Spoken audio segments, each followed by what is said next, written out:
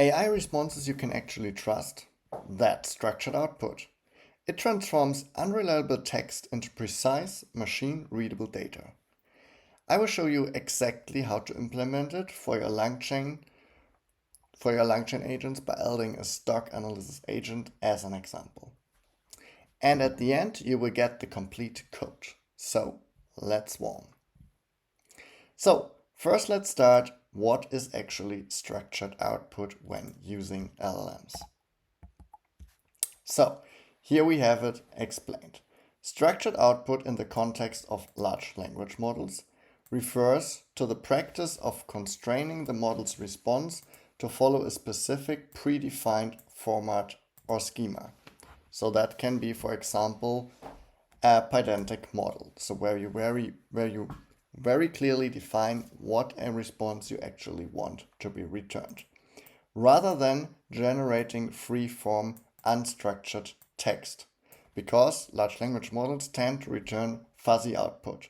Each time they return an output, it tends to be slightly different, which in many cases we don't want.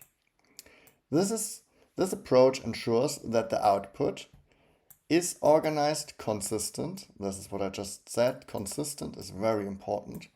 And machine readable, making it easier to parse and integrate into downstream applications such as APIs, databases, or automated workflows. So especially if you work with APIs and databases, you want the data to have always the same structure. If you don't have a JSON database, then you need clearly precise data. If not, the request gonna fail, or actually the storage request gonna fail, and this is what we don't want. So why is it so important and why is it so powerful? Because if you use structured data, it is reducing hallucinations. Structured output constraints dramatically limit the model's ability to generate false input.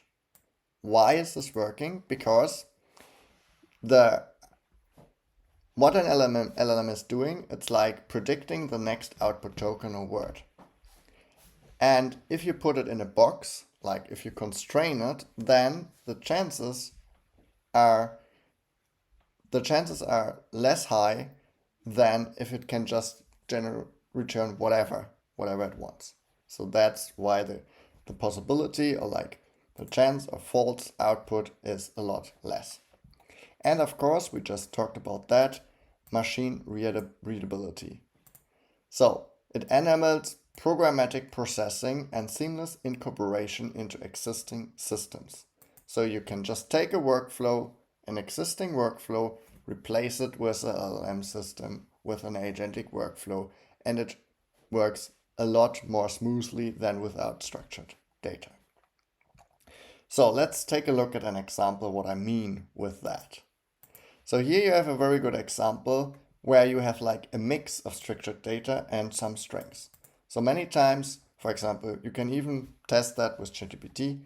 You give it like a request, you want a JSON string as a response, but there's like text, JSON string, text, which is very ugly to parse. And then you have to build a parser around it. And then, sometimes it's like JSON text, or it's like text and then comes a JSON. So very unreliable. So, and what we actually want and what you actually get if you use structured output constraints is like only the JSON string, no text, nothing else, pure JSON format.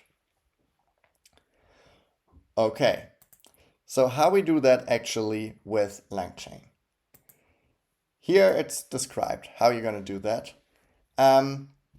Basically, if you open the LangChain docs, you have this page, then you see those how-to guides, and then you go to structured data. The other key features are very interesting too, so if you get started with LangChain, definitely check those guides out. But anyway, I will put you the description, I will put you the link in the description below so you don't have to search for it. So how it's be done in LangChain? Well, basically you kind of use Pydantic, and then you define the base model, and you tell the LLM that it should return the response with structured output.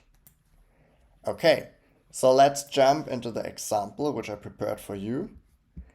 So first I'm gonna explain you actually how, First I'm gonna explain you how it looks like.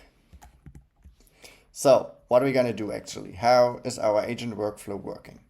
First we have the input, the stock ticker input. The user gonna put in the stock ticker.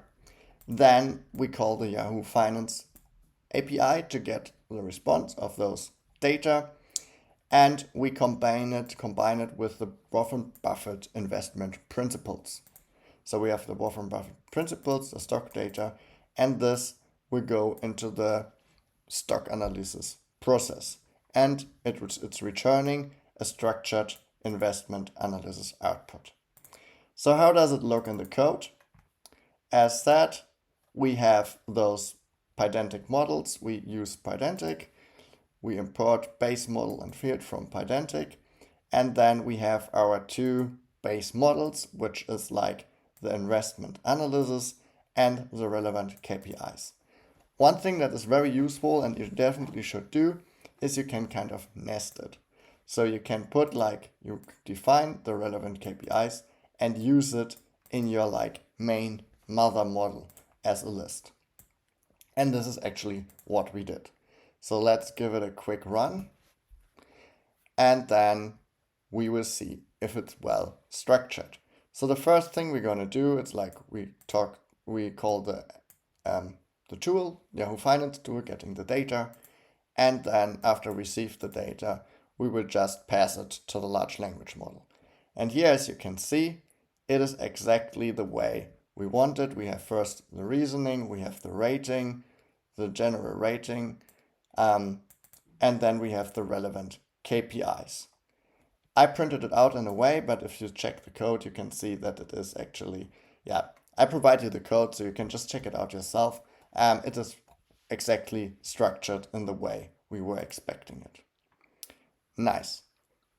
So, one thing to consider, this is not an investment advice, so you always have to do your own analysis, just trust blindly on the model.